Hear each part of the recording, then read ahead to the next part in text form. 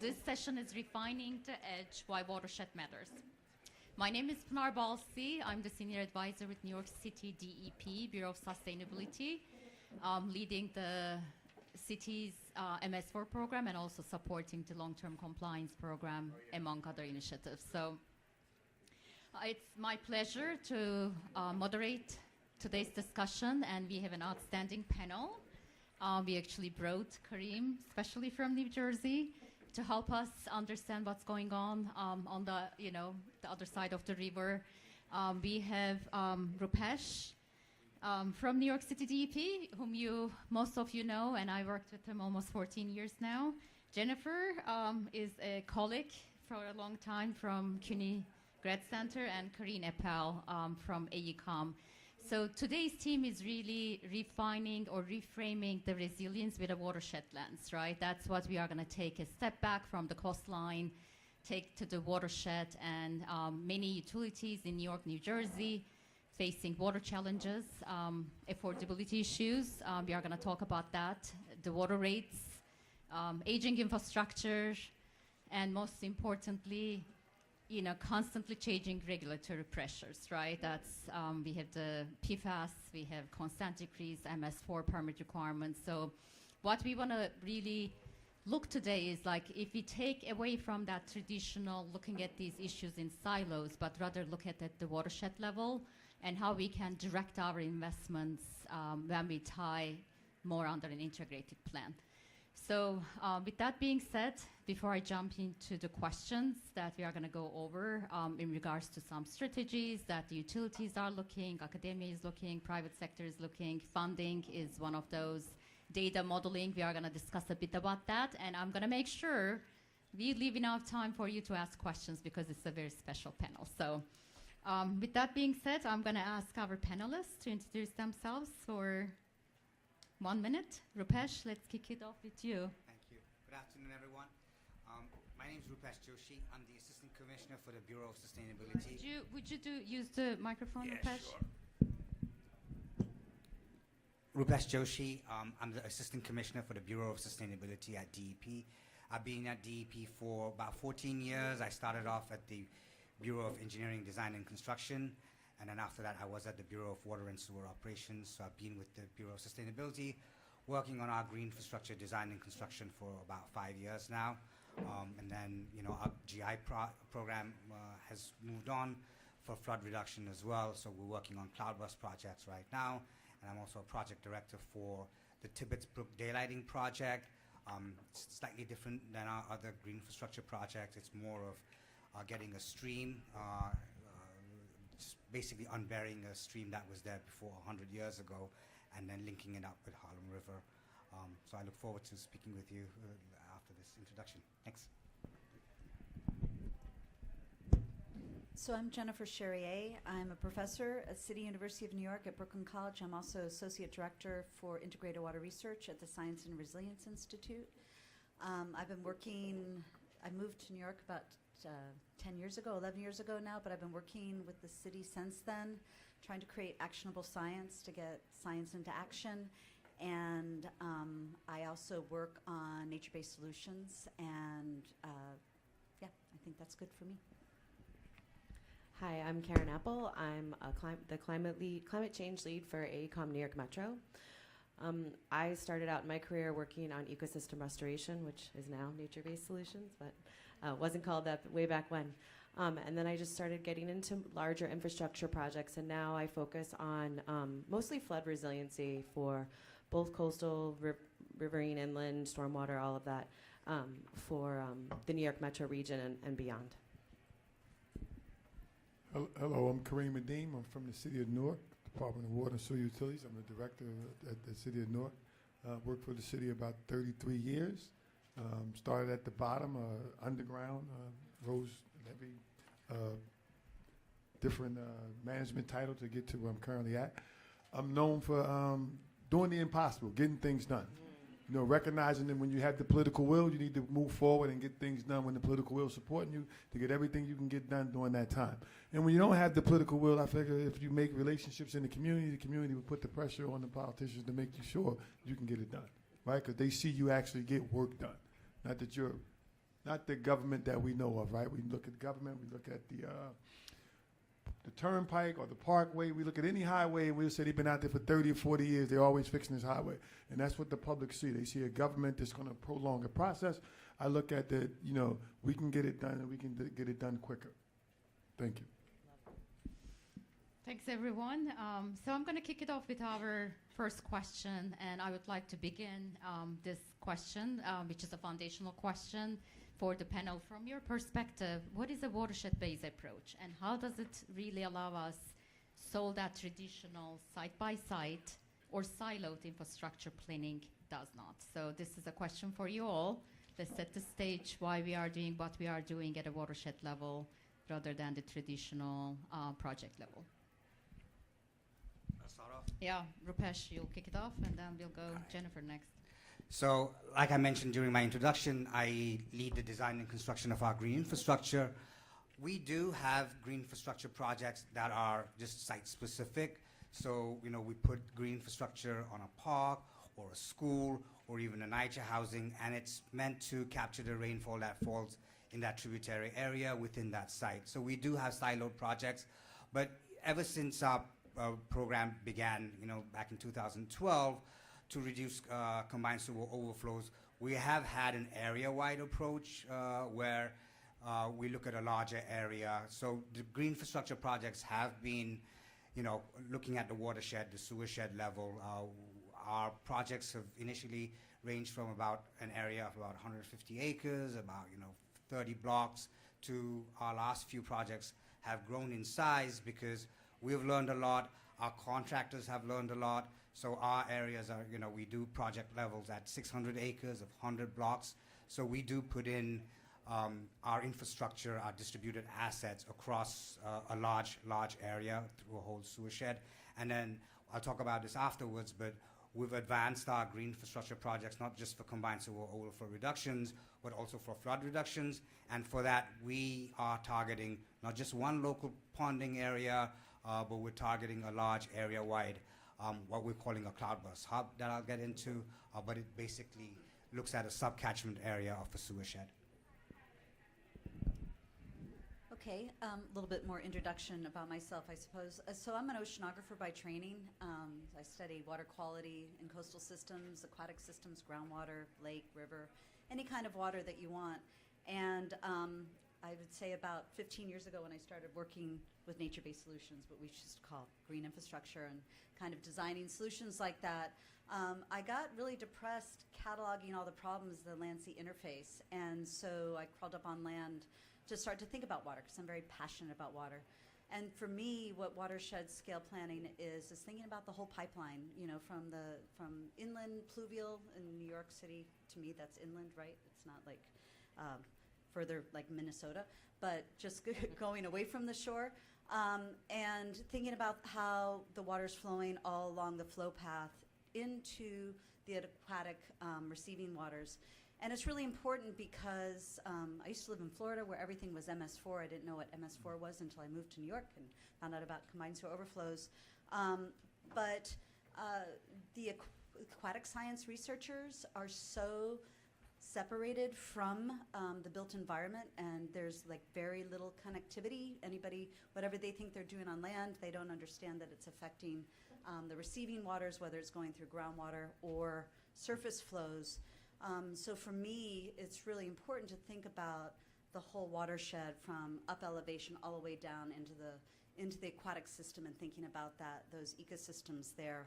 And what watershed planning will allow you to do is to think about how you're going to manage that water all along the flow path before it becomes a hotspot for flooding, right? So, so for me, working with watershed planning allows you to think about water all along the flow path and think about what natural systems were there previously and how we might think about not necessarily getting back to what those natural systems were, but how can we create blue-green infrastructure and use gray infrastructure to minimize impacts on the receiving waters and also enhance ecological restoration, urban livability, and also flood mitigation.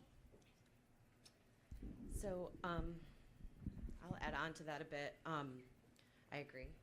And I think, you know, when I'm on these panels, often I have to put on my consultant hat because that's usually the reason I'm on the panel. But I think, you know, the difference now is you have to consider all of the things that Jennifer just mentioned, but you also have to consider what happens if they happen, the flooding for them happens all at the same time, right? So you have to look at how all of that water interacts with each other. I think sometimes consultants, you know, don't have the ability to say, hey, we need a watershed approach to this. Sometimes we have the project that we have. I think that's becoming less and less the case, but that's been a big part of it from the beginning. And I think you just have to approach every project as its own watershed, right? And it may have sub-watersheds, but you also have to look at it from the perspective of what is not water that also impacts, right? So like look at the whole, the topography, the utilities, the community, all of those things, the historic nature, you know, as Roopesh was mentioning and Jennifer as well, like bringing back the natural systems function as best you can.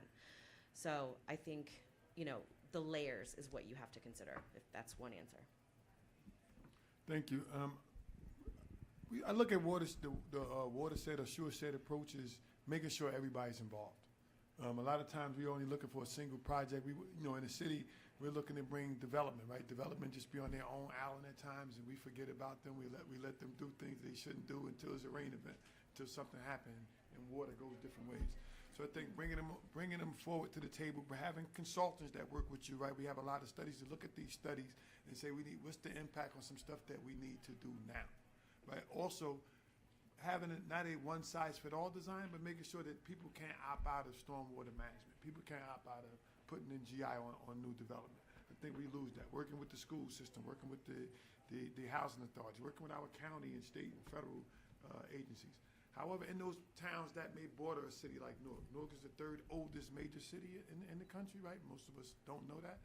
But however, when we look at the aging infrastructure, we also look at how we can make sure we're investing in the infrastructure at the time that we're investing into retail and commercial development. A lot of times we get away from that, but that also impacts rain events. Resiliency works in two ways. We look at resiliency, we get money and we want to secure an area from not flooding, but we push that water somewhere else. So we want to make sure we're doing a lot of stuff. We're getting green infrastructure, we're planting trees, we're doing rain-ready projects, yeah. Right? In Newark, we're doing detention in some of our old parks, right? In some of the parks, that we upgrade the parks, we want to put detention system to hold water under some of the parks. Anything that we could do that can retain water, right, to reduce flooding, but also anything that we can do to help put some green projects in the city. More green infrastructure, more trees, more grassy areas. And on those developments that normally get away from investing in the green. That's great. Actually, you set the stage for my next question, Kareem. You know, let's talk about the nature-based strategies, right? How we are really approaching the watershed level. You mentioned about the Rain Ready program. Roopesh talked about the green infrastructure. My DC is here, Angela Lucada, actually, who started the green infrastructure program for New York City in 2010, right? Many decades ago. So what we are currently would like to discuss is like, how are you really approaching this nature-based solutions, not only for resiliency, right? It is a focus on water quality, for some level of flood reduction, neighborhood resiliency, placemaking.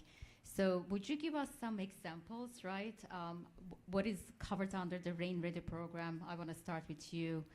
And what are you heading next, Kareem, right? From where you started, why you did it. You mentioned it's not really required under the consent decree, but you started it because there is a will to start it now. So give us that past history and then where you're heading next. So I want to thank you. I want to thank you, first of all. Newark, we kind of got out of our last consent decree around our sewer system in 2022. However, you know, the long-term control. However, the long-term control program is going on right now. A part of what we're doing around green infrastructure in the next 10 years, we'll be planting 5,000 trees, right? We're planting 5,000 trees. But we need to make sure that we're planting the right type of trees. Normally, people just come in and they plant trees. We need a tree. We need the red oak. We need this. So we hired a couple of arborists. We work with our consultant to identify the different types of soils in the city, that we can put the right type of trees in the city that'll help us. We've also looked at, one of our plans called for us to 120 sites. That's going to do 200 acres, but we're going to move it out to 500 acres of green infrastructure projects that we're looking to do in the city, that the city will look to partner with and manage.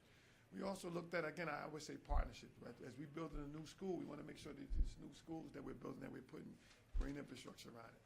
I think development was something that the state has cracked down on. We made our stormwater management stuff a little more stringent than the state of New Jersey did, right? People say New Jersey and California is probably the two most regulated states in the country, so we follow suit in making our stuff a little more stringent. Infrastructure, we look to separate as much as we can and capture as much as we can. But I think, again, going back to no more turning a blind eye to when we're overdeveloping, or making sure that development is not encroaching on the point where, in areas where we can put green infrastructure that will save us from a Irene or a Sandy, right? That we know coming, we just don't know when. But we know it's coming.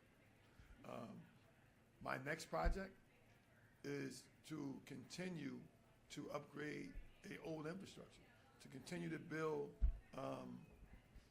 trusted relationships in the community with community organizations that support the direction that we want to go as a utility, and the current administration and what they want to go. So when this administration leaves, we still have plans to keep moving forward and the community support what we're trying to do. Because a lot of times we see when the administrations change over, right, the priorities change over. Right? Yeah. So we want to make sure that the community is in full support of what we want to do. The community's priorities are our priorities, no matter if the administration moves on. So we have a mayor we call him the infrastructure mayor, because he's upfront about when he first came in, Mayor Baraka, 2014. We sat down with him and we explained what we wanted to do. And he supported us, and his support has allowed us to remove some of those, you just said it, the consent decrees away. To start peeling back those consent decrees and starting to do work so we don't have to get a consent decree. Do the work so the consent decree is not going to impact you, or you're not forced to do it. Start doing something, right, to keep it moving. Incremental progress, right? Yes. All right, Roopesh, I'm going to go next to you. So the Green Infrastructure Program, as I mentioned, right, started around 2010. It really picked up in the right-of-way. Like 4 or 5 years ago, we came up with the cloudburst, which we called it Green Infrastructure 2.0 at the time, right? Upgrading it from the 1 inch to 2.3 inches. So can you give us like a little background on how the program evolved, where the cloudburst program is now, and where you're heading next? Yeah. So the Green Infrastructure Program started, 2010 was when the plan came out, 2012 it got going. But it was for a consent order for New York City to reduce the amount of combined sewer overflows. And the GI was located, upstream of a sewer, and you would put green infrastructure, mostly rain gardens, where the soil was good, so that the water that would get intercepted before it goes to the sewer would get infiltrated into the ground. So you needed great retention. We also worked on on-site properties as well, where even if the soil wasn't good, you could put like chambers, or you could line it so that you could detain that water and sort of slow release that water before it goes to the sewer. So we did get credit for CSO reduction through both retention as well as detention. And then our programs changed. Like I said, it started off as a rain garden, and then for the CSO areas, we then had to sort of change our tools in the toolbox, because sometimes in New York City, everyone likes green infrastructure, but if it's in front of their own yard, there's opposition sometimes. So we had to come up with not a garden, because people thought that maybe it contained litter or there might be mosquitoes there. So we came up with a different design, which was an infiltration basin. Did the same thing as a rain garden. It would intercept water, infiltrate it into the ground. There was just no garden on top. There was either a grass strip, if there was a grass strip before, or a concrete strip as well. So after that, we have used porous pavement, mostly porous concrete as well, although we've got porous asphalt in some of our assets. And porous concrete, what that did was it allowed us to put these assets on the road and allowed us to put them where we couldn't put a rain garden, because there's a lot of constraints as to where you could put even a infiltration basin or a rain garden, certain feet away from driveways, from hydrants, etc. So we developed our CSO GI that way, and then, when I started, I used to always have to, when I go to a conference, say, these GIs are not for flood reduction, it's for CSO. There's a slight benefit for flood reduction, but then after Hurricane Ida, there was a push to get green infrastructure into the ground for flood reduction, and one of the reasons was because if you wanted to increase the capacity of the sewers, it would take a long time, and these GI assets were relatively, you could implement them sooner. So I'm going to get a bit wonky, but, besides retention and detention, the cloudburst assets basically use absorption, so it is retention, but it also uses conveyance, transfer, and then storage. So what we're doing is our rain gardens, sometimes they connect to a catch basin through an under drain system. In the past, we couldn't do that. We would stay away from the sewer system, but whether it's a rain garden or whether it's a porous pavement system, water would go down, and then it would go through that under drain to the catch basin, so that volume is still available when the cloudburst event hits. You have that storage available. Where we can, if the water is good, we would also infiltrate and try and get that CSO credit. And then a lot of the times we also convey that water from the right-of-way to on-site location, because those areas have large storage, and that allows us to capture a lot more volume. Our CSO program is 1 inches for like a day, 8 hours, but the cloudburst events we're targeting 2.3 inches per hour. So it is a large amount of volume that we're capturing, and we have been looking for creative ways of making sure that there is volume underneath our assets when those peak rainfall takes place. So that's been our evolution, and we're still thinking about what else we could do in order to capture more water. And again, just one last pitch. Besides that, we're also looking for nature-based solutions in terms of, hey, where would the water naturally go? So I talked about Tibbetts Brook daylighting projects. We have other daylighting projects as well that we're looking at as well. So those are the types of GI as well as concepts that we've been looking through. Thank you, Roopesh. Kareem, you want to add on something before I go I just to wanted Jennifer to add and Karen? Thank you. I just wanted to add that even in Newark, we did look around, and we took a lot of stuff from New York City, right? Our great neighbor, our sister city, and Philadelphia. We look at things that's working in other municipalities, other cities across the country, and see what can work for us. We don't try to waste time reinventing the wheel, right? We look at what some of this stuff can work for your city, it can work for your town, and we try to implement it, right? Tweak it a little bit and try to implement So it. time and money, right? We want to get it done. I mean, when the community see you putting something up Right. and it's actually working, right, you get more support. When they think you're drawing it out, they don't like government to draw things out. Oh, I Right, feel. right. We don't want the government to show up and, hey, I'm Their from the government, and we're doorsteps, not getting yep. nothing done. Yeah. I remember those days during COVID, Roopesh, we walked door by door asking people, can we do green infrastructure in front of your house? Because they opted out. It looks pretty. All right, so I actually would like to have this question for Karen and Jennifer. You work across regions, right? Multiple municipalities outside of New York City. You have done a lot of work in Copenhagen, Jennifer. So, from that perspective, what are some most innovative watershed strategies, right, at a watershed level, incorporating nature-based solutions that you have seen that really successfully connect flooding, resiliency, and water quality outcomes together? So take us away from New York and New Jersey and bring some of the other cities' examples. I would like to kick it off with you, Jennifer. Okay, so I guess I would just start by piggybacking with what Kareem said, is that I think every city there's inspiration from every single city. I mean, I think about stuff they've done in Miami, DC, Chicago, London, LA, Boston, all of those. But I think two cities that I want to focus on for right now and thinking about watershed scale planning. The first would be Vancouver, the city of Vancouver, and what they've been doing with their Healthy Waters Plan. They're taking a watershed scale approach, although they call it a drainage basin.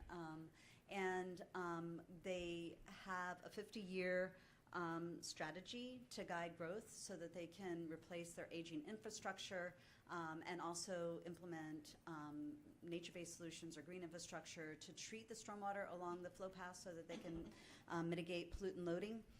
so dealing with both flooding and the pollutant loading, but also working very closely with communities and First Nations people. They learn from a lot of their mistakes.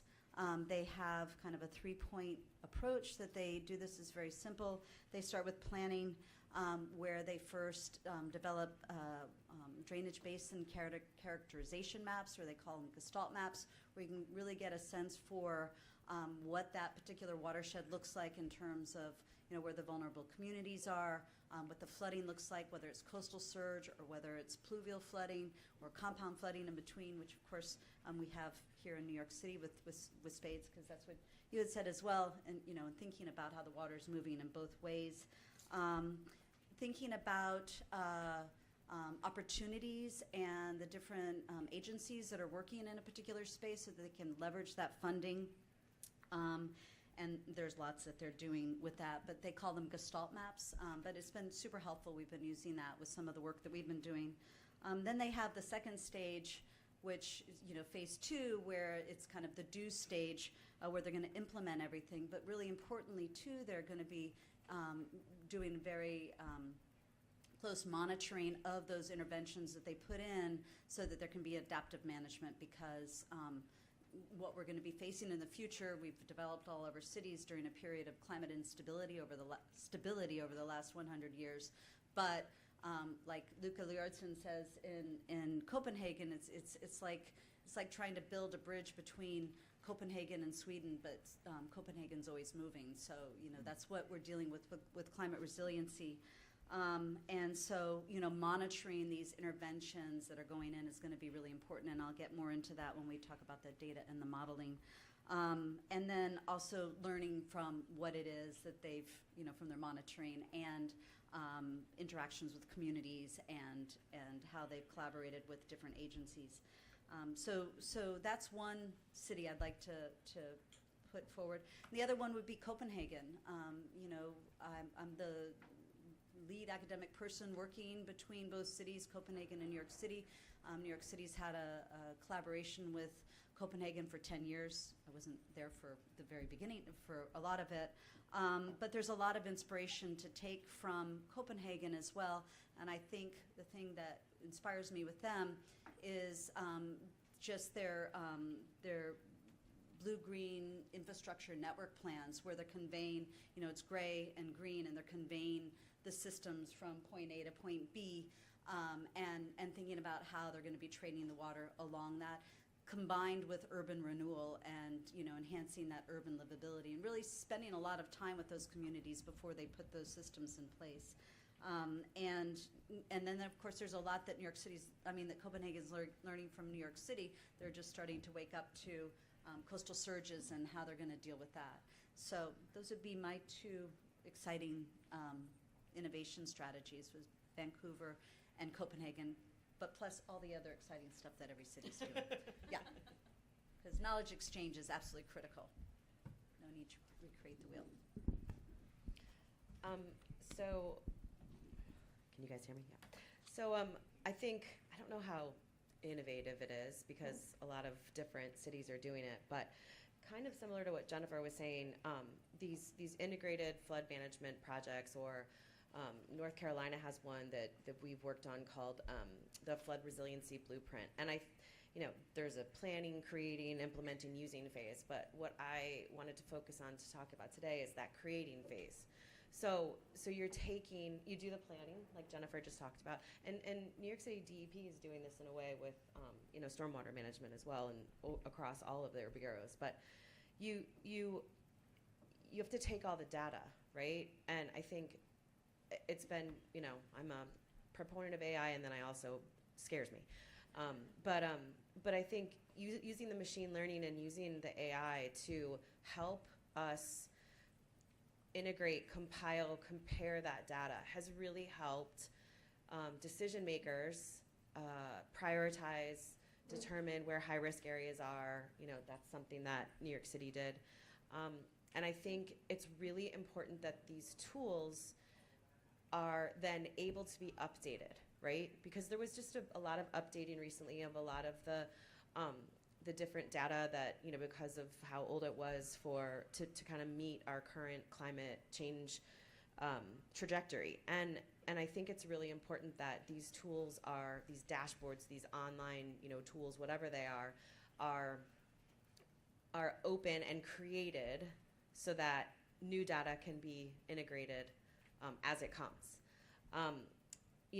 For example, in DC, we worked on the Integrated Flood Management Project with the Department of Energy and Environment. And we took existing models from their CSO. We took, HECRAS information from riverine, coastal, et cetera, all these different models, and combined them all together. And that's the data that they're basing this on. But that data could change after the next storm, right? And after the next different weather pattern that changes.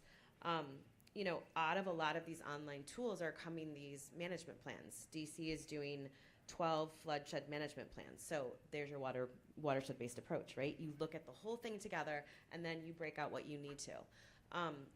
But those plans in 10 years may not be what they need to be. So I just think it's the innovation in my mind is making sure that as we're using machine learning and AI, that we also create a functionality to easily update not only the data, but then how the data is informing the plans that we're using for decision making moving forward.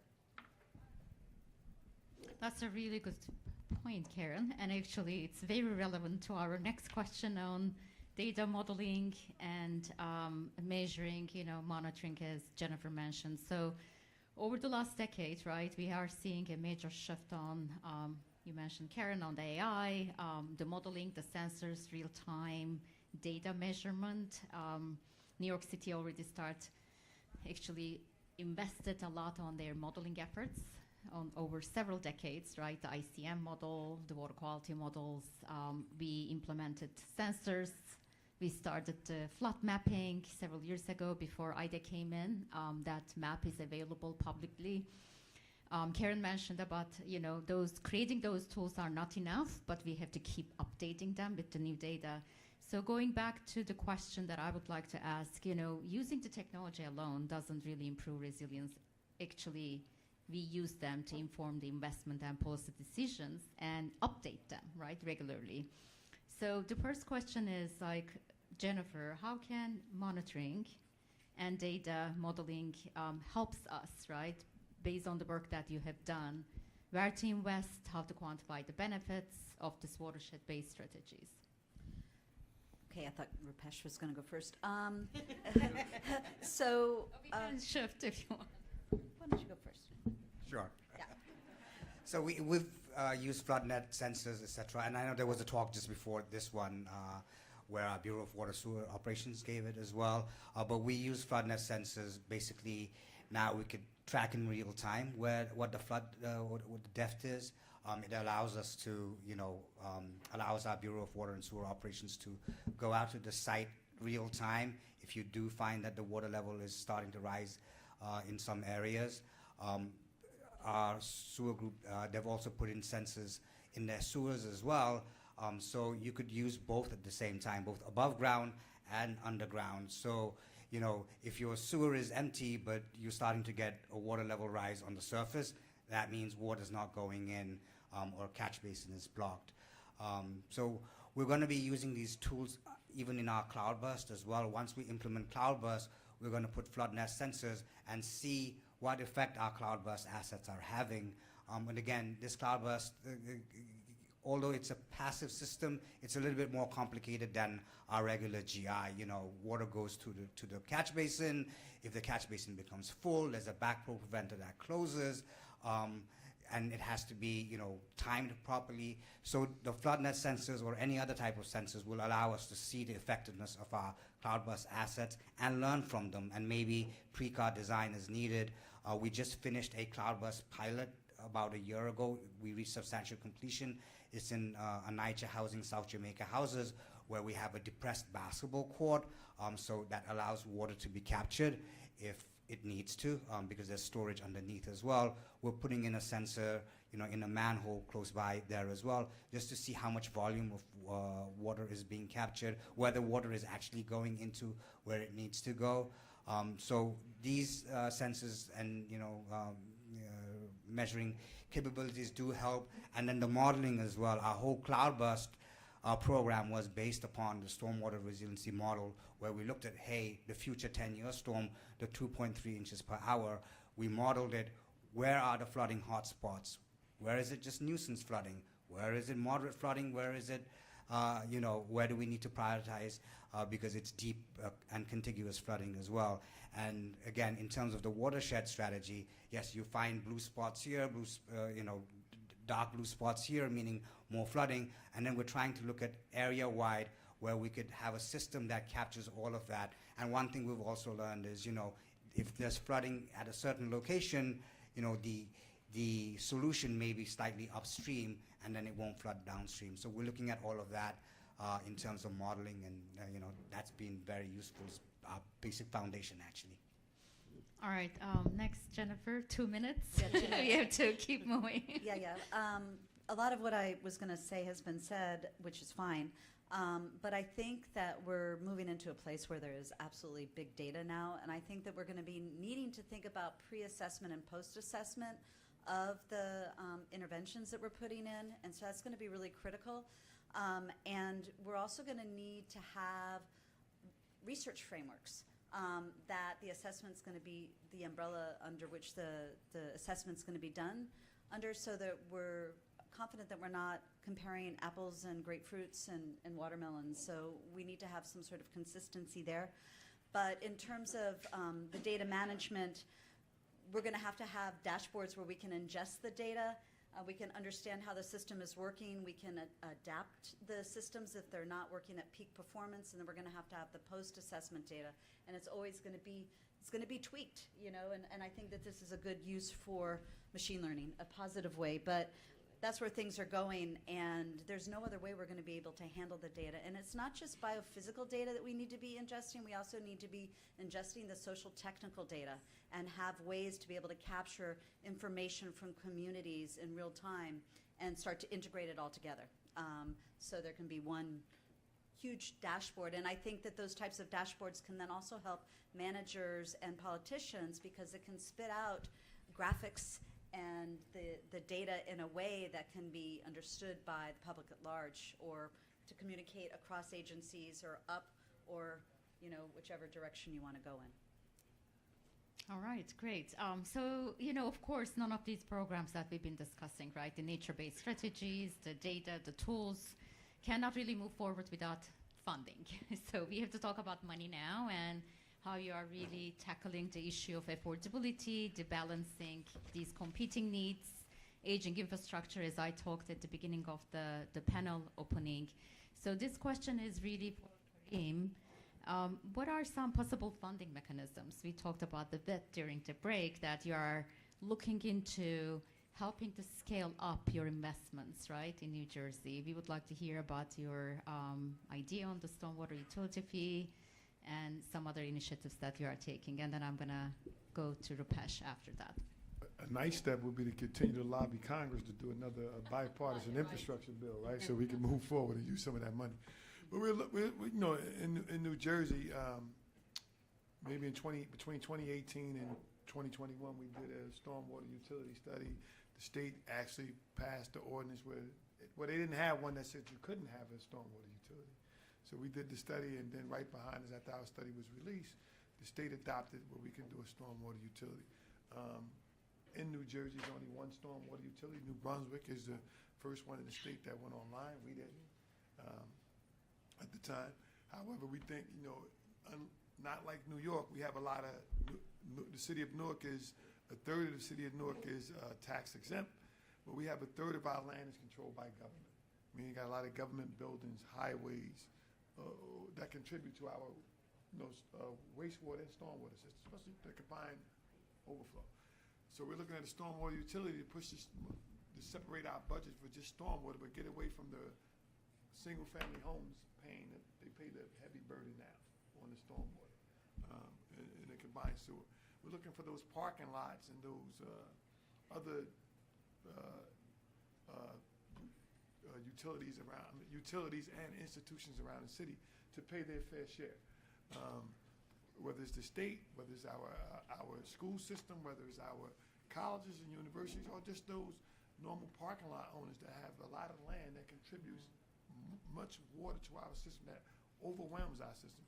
Yes, a stormwater utility fee is doable, and I've looked around the country with systems like Wilmington, Delaware, or that instituted these stormwater utilities, and is actually funding much needed improvements around the way.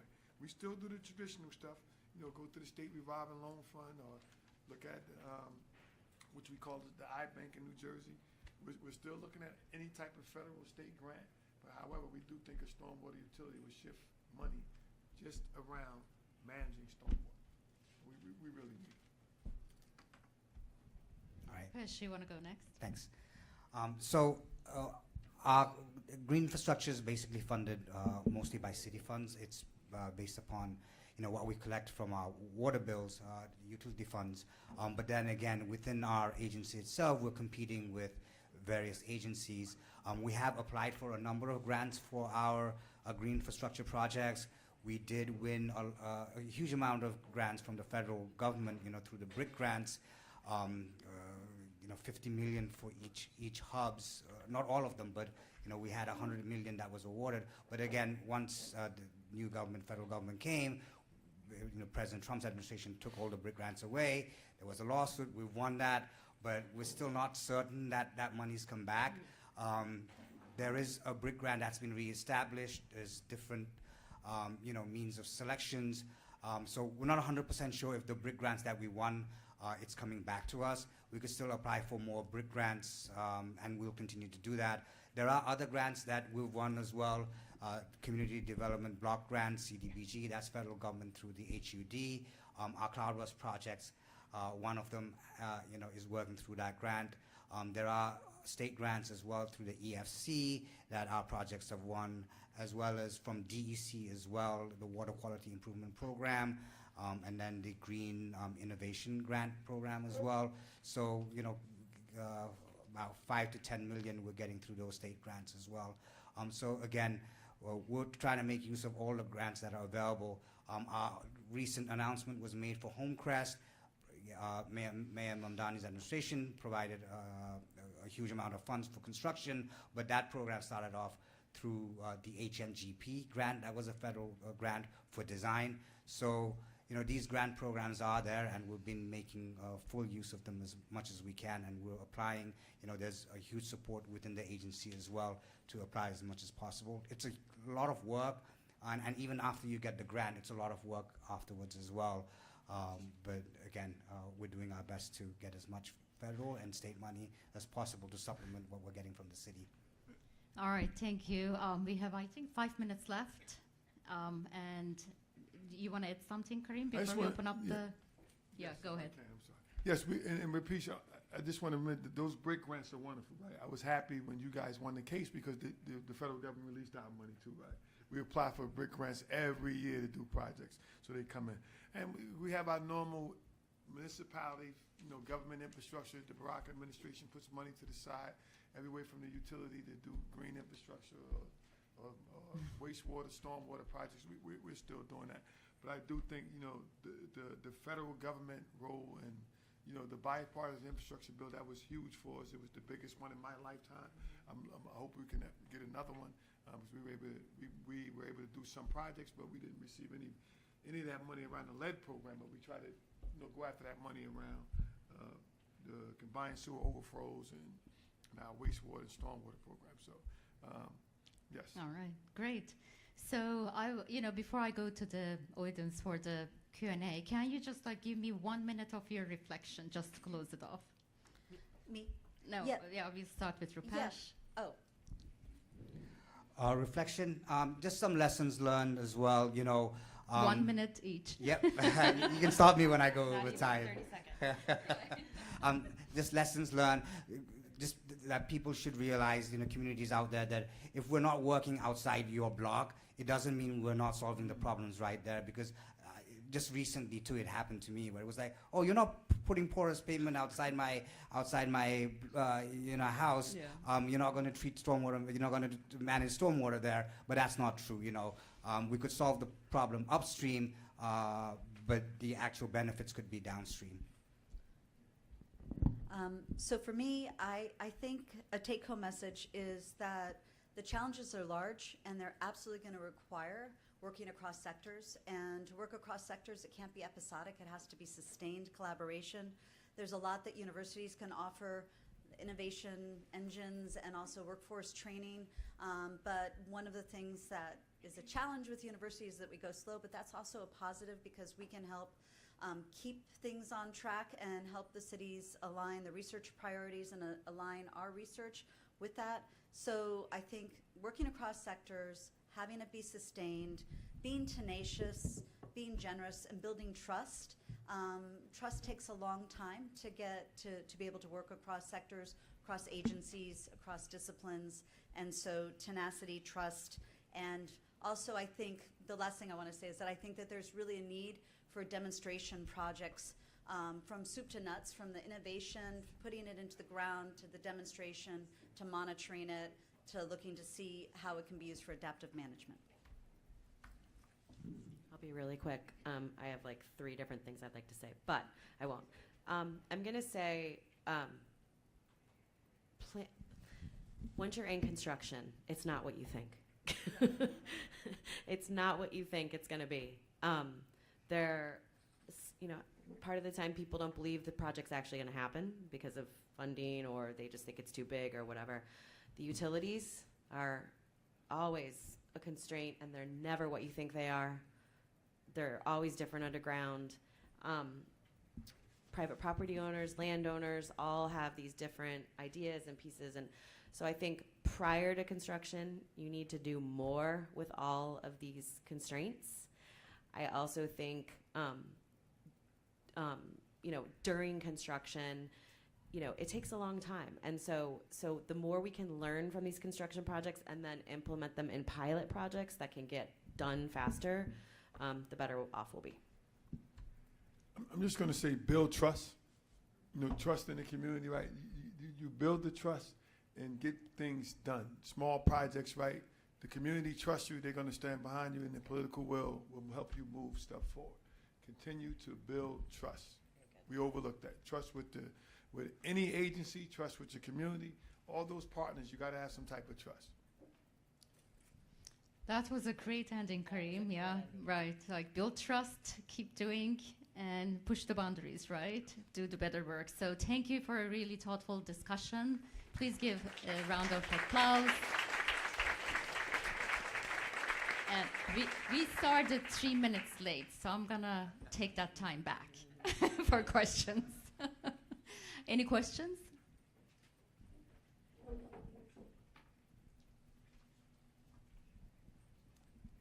Hi, my name is Mohammed Intiatar. I'm the Chief Engineer at the Department of Water and Sewer, City of Newark, and been also representing Newark as a stormwater coordinator with environmental protection. So my question, basically we are doing an LTCP component of 7%, providing the GI infrastructure. We are working hard on that, and we have picked up the site. I know what are our constraints. I need to know what is the constraint that New York City is facing in terms of managing and maintaining the infrastructure sites. In terms of maintenance, our agency does have a dedicated maintenance group. So staffing is an issue.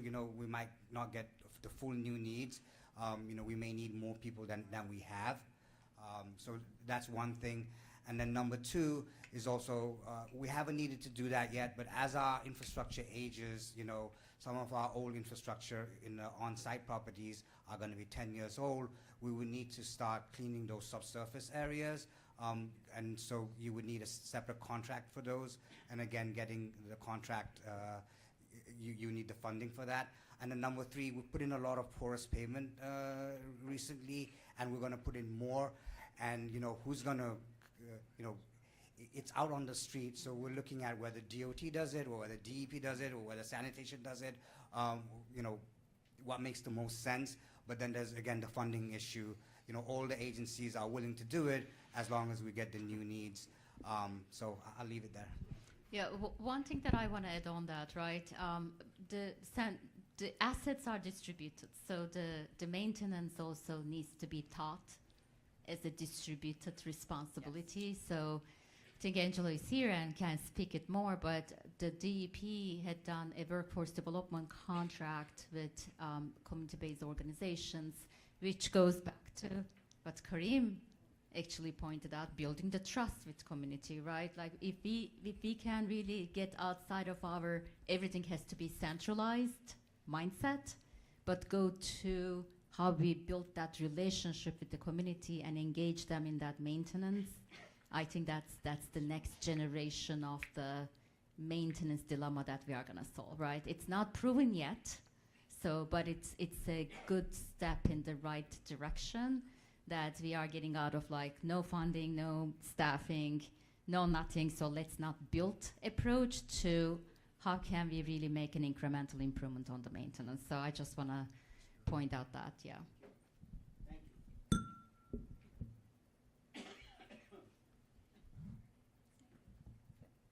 All right. I see no more questions, so, well, you're going to be here, right, for the happy hour, so feel free to ask more questions to our wonderful panelists. Thank you for joining again. Thank you, Pinar. Thanks, Pinar.